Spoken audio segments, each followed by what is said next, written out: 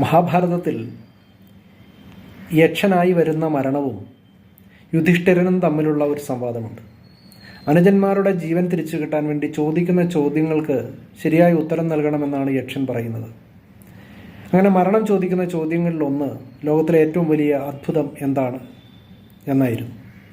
അതിന് യുധിഷ്ഠിരൻ കൊടുക്കുന്ന മറുപടി, ദിവസവും നിരവധി മരണങ്ങൾ കാണുമ്പോഴും താൻ മരിക്കില്ല എന്ന് ഓരോ മനുഷ്യനും ചിന്തിക്കുന്നു. അതുതന്നെയാണ് ലോകത്തിലെ ഏറ്റവും വലിയ അത്ഭുതം.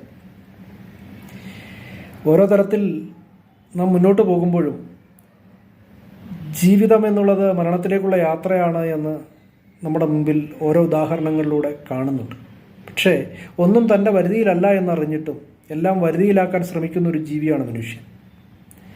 തൻ്റെ ജീവിതത്തിൻ്റെ യാത്രയിൽ അവൻ നേരിടുന്ന കൊടുങ്കാറ്റുകളും തിരമാലകളും ആ ചെറിയ ശരീരം കൊണ്ട് വലിയ വെല്ലുവിളികളെ നേരിട്ടിട്ടാണ് മുന്നോട്ട് പോകുന്നത്.